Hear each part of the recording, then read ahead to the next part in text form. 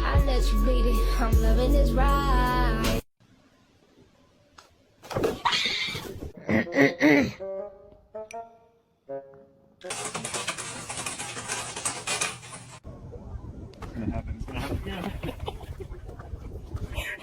You're scaring me. I said no. You did it.